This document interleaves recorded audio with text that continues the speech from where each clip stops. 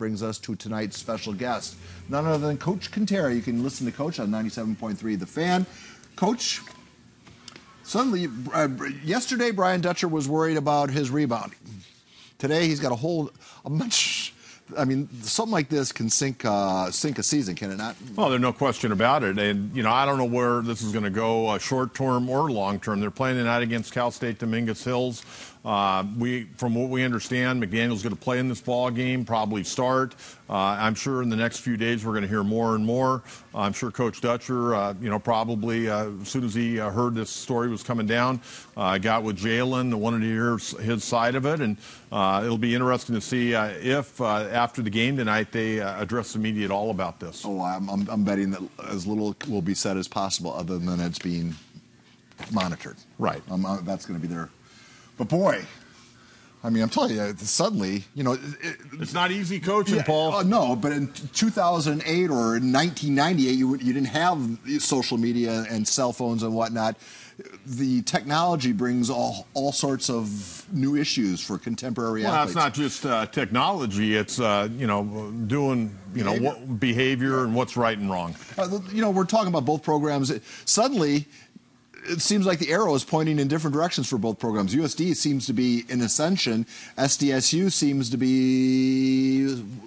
they're trying to find themselves right now. The thing with San Diego State right now, they've got some really good players. They're not playing very well as a team. They're not sharing the basketball the way they need to. Their bench, non-existent. I want to say in 46 minutes against USD last week, they had 6 points off the bench, all 6 by one player. USD, on the other hand, they've got a bunch of guys that have been around. They've played Division I basketball. They play very well together. They run some great sets, and Sam Scholl's done a great job. Coach Dutcher's got his work to cut out with this ball club. He got some guys that have been around Division I basketball, and they got to play together a little bit better. Suddenly, the game of interest, I'm more interested in watching that USD game than I would be in SDSU. I mean, the opponent obviously has something to say with that, but could the world be turning? You know what's kind of nice? It's kind of nice to have two quality Division I programs. San Diego State's going to figure this out at some point, and they haven't even started conference, so give them a little time. Remember last year, they really struggled early, and then Coach Dutcher got these guys going in the right direction. They made the NC2A. Rattled off 9 in a row, and it was one of the biggest stories of the year.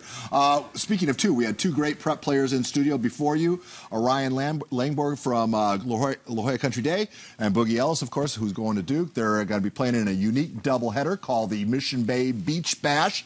It's they're welcoming some teams in from the big city. Take a listen to what they had to say about this Friday get-together. In studio, Mission Bay's Boogie Ellis and La Jolla Country Day's Ryan Langborg. Gentlemen, welcome. We should point out this is just a two-game tournament. Winners don't meet on Saturday. Tell us why you're excited about playing this tournament.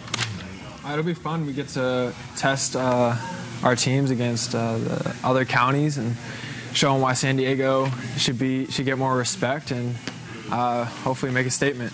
And you want to add to that?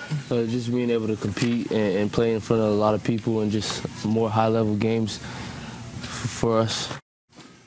Are we a basketball hotbed now? Well, that's great. I remember when I first started, really getting into the high school stuff. Of course, I was a college basketball player, too. And, you'd have one or two Division I guys come out of here. We got a bunch of Division I players. I saw Ryan play last year in a playoff game against Torrey Pines. Really talented player. We know all about Boogie Ellis going to Duke. I mean, Mike Krzyzewski doesn't come out to San Diego very often. If he does, it's normally for a vacation, not to get a guy that can really play. And those are two really, really fine players. All right, let's talk a little bit about the Oakland Raiders. The lawsuit the city filed against the Raiders, pretty much signaling to everybody that they're going to be playing elsewhere in 2019 while they wait for their stadium to be built in Las Vegas. San Diego appears to be could the Raiders be here next year? Why not?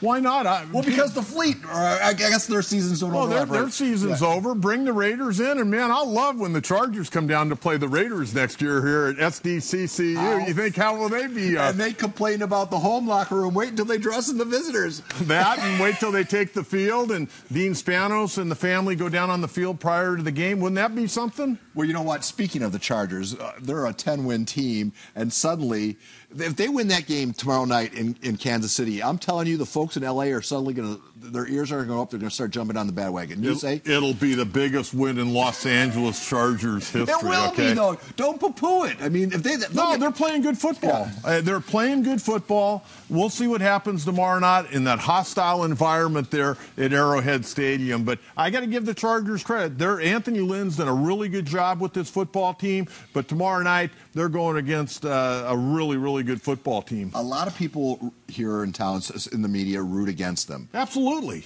Are you one of them? I watch every game. Let's put it that way. It's hard to root for them. It's hard to root for them.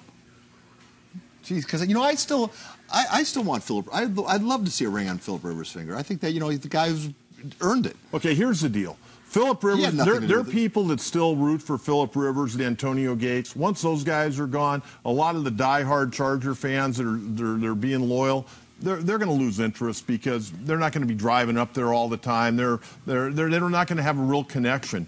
But, it's tough, Paul. I mean, I started following the Chargers when I was a kid with Keith Lincoln and Paul Lowe and Ron Mix and Hadel and Allworth. It's tough for me. All right, we got a minute left. I want you to bang out these last two topics. A.J. Preller in Vegas. What's going to be the biggest offseason? Is Garrett Richards going to be the biggest offseason acquisition? Well, I hope not, because he's going to pitch as much in 2019 as you and me, okay? He's going to be sitting over there spitting seeds most of the time. But, he's a good pitcher. He's only pitched in 28 games the last 3 years with the Angels. When he's healthy, very talented guy. Hopefully he can get healthy. Padres still need a shortstop and a third baseman, and I still think they need 2 veteran starters. All right, and our last topic, the L.A. Clippers are making noise about not acquiring just Kawhi Leonard in the upcoming free agency after this NBA season. They're also going to get Kevin Durant. I thought LeBron James was going to be a free agent magnet for the Lakers. He appears to be a repellent. Your thoughts about that? Well, I think that a lot of guys don't want to sacrifice their numbers to play with LeBron.